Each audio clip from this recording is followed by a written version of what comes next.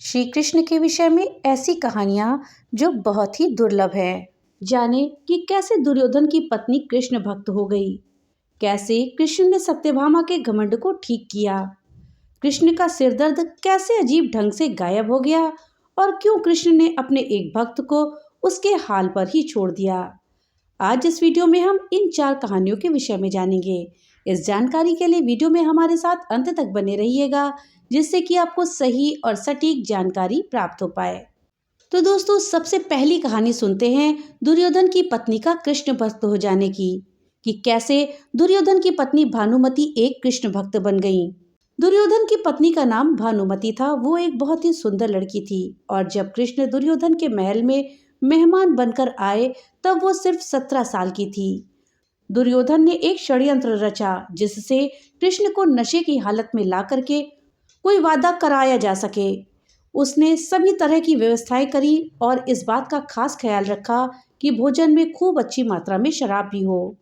दुर्योधन के दोस्त भी आए और सभी ने इतनी शराब पी कि वे सभी नशे में धुत हो गए, पर कृष्ण ने अपने आप को शांत रखा और वे हर किसी को खुश करते रहे।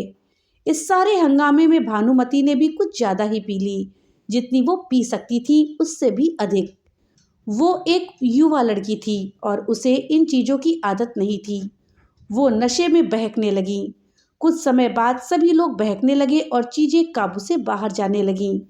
भानुमति अपने पर काबू खो बैठी और वो कृष्ण से लिपट गई और उनके लिए अपनी इच्छा प्रकट करने लगी।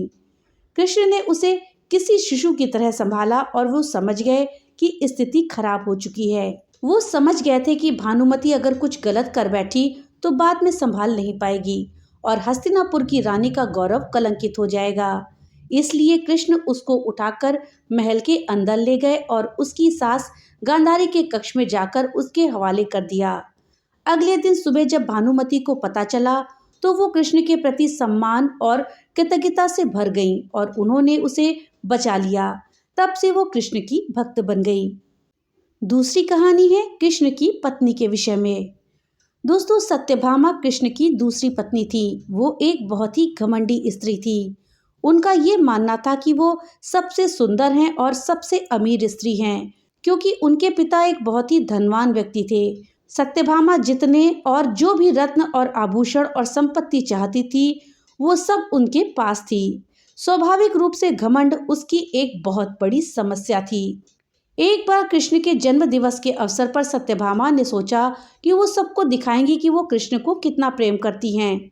तो उन्होंने तय किया कि वो कृष्ण के वजन के जितना सोना शहर के लोगों में बांटेंगी।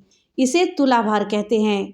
ये मंदिरों में होता है तो लोग बड़ी तराजू में अपने वजन के बराबर का मक्खन, घी, चावल या कुछ और भी चीज रखकर लोगों में बांटते हैं।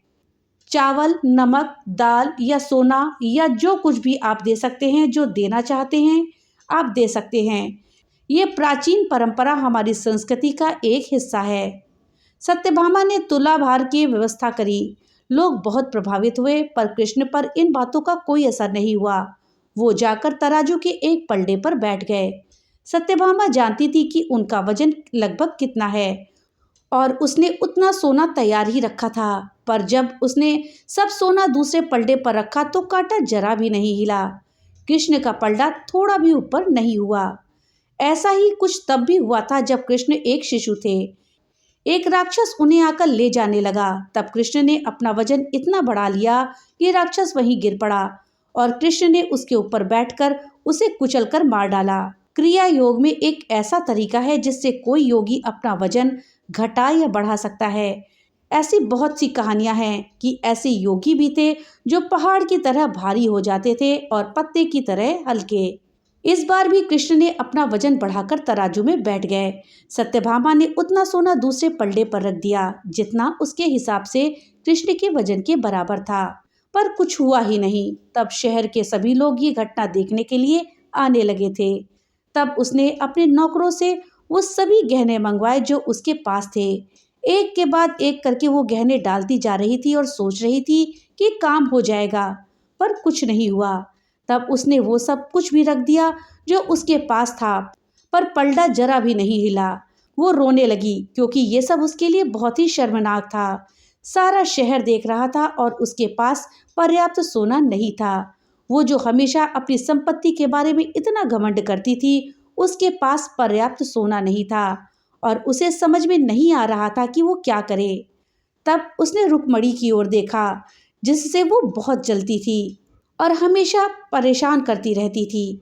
उसने रुक्मणी से पूछा, अब मैं क्या करूं, क्योंकि ये बात सिर्फ मेरे लिए ही नहीं पर तुम्हारे और हम सब के लिए भी बहुत शर्मनाक है। मैं क्या करूं?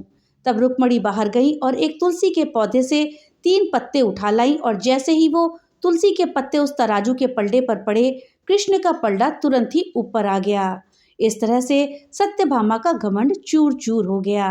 वीडियो में आगे बढ़ने से पहले आपसे एक छोटी सी रिक्वेस्ट है कि अगर अभी तक आपने वीडियो को लाइक नहीं किया है तो कृपया वीडियो को लाइक कर दें और ज़्यादा से ज़्यादा शेयर करें, जिससे कि ये जानकारी अधिकतर लोगों तक पहुंच पाए। और हाँ, अगर चैनल पे पहली बार आए हैं तो कृपया चैनल को सब्सक्राइब कर दें और बेल आइकन दबाना ना भूलें, जिससे कि मेरी वीडियो सबसे पहले आप तक पहुँच सके। तो चलिए वीडियो में आगे बढ़ते हैं और जानते हैं श्री कृष्ण की अगली कहानी के विषय में। दोस्तों, अब सुनते हैं कृष्ण की तीसरी कहानी, कृष्ण का अर्धभक्त।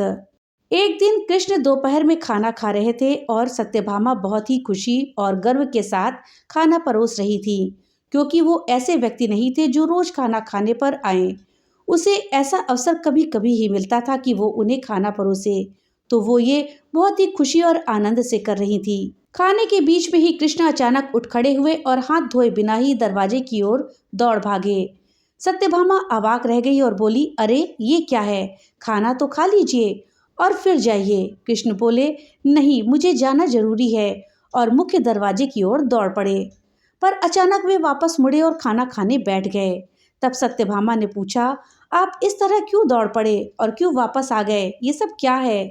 कृष्ण ने जवाब दिया, मेरा एक भक्त जंगल में बैठा था और उसके जीवन प्राण ही कृष्ण कृष्ण कृष्ण हो गए थे। मैंने एक भूखे बाघ को उसकी ओर आते देखा तो मुझे जाना पड़ा। मैं दरवाजे पर ही पहुंचा था कि उस बेवकूफ ने पत्थर उठा लिया तो मैं वापस आ गया। अब उसे अपने आप ही अपनी परिस्थिति संभाल ले दो। अब जानते हैं कृष्ण के विषय में चौथी कहानी, कृष्ण के सिर दर्द का इलाज। एक बार कृष्ण के जन्म दिवस के अवसर पर उत्सव मनाने के लिए बहुत बड़ी तैयारियां की गई थी। नृत्य, संगीत और भी बहुत कुछ। लोग बड़ी संख्या में इकट्ठा हुए। कृष्ण घर में ही बैठे रहे। वे शायद उसमें भाग नहीं लेना चाहते थे।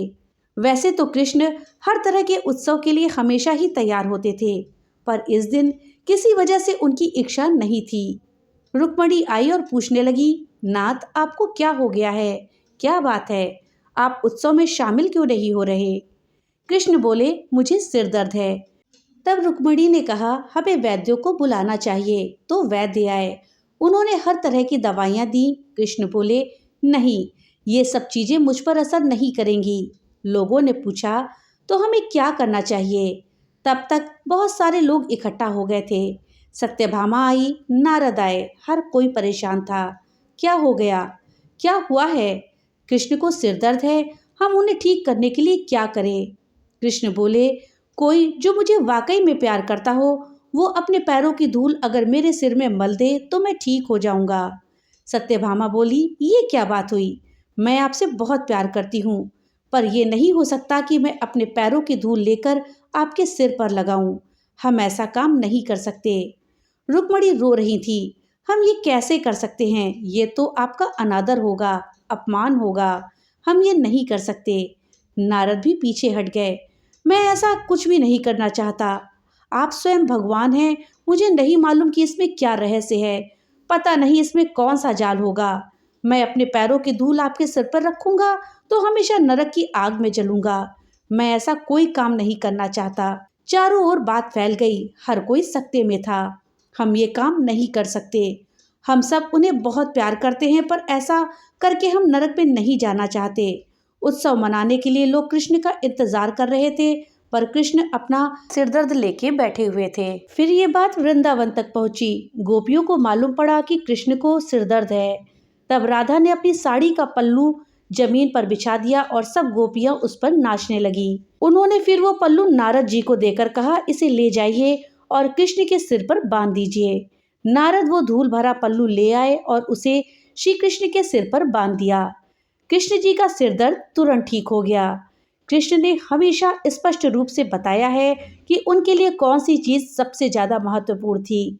हालांकि वो राजाओं के साथ घूमते थे और उन्हें बहुत से राज्य भेंट किए गए थे, उन्होंने वो नहीं लिए। उनके लिए सच्चा, निस्वार्थ और सरल प्रेम ही महत्वपूर्ण था। तो दोस्तों, ये थी श्री कृष्ण जी से संबंधित 4 दुर्लभ कहानियाँ। कहानी आपको कैसी लगी हमें कमेंट बॉक्स में लिख करके जरूर बताइएगा। तो मिलते हैं अगली नई वीडियो के साथ, तब तक के लिए राधे राधे।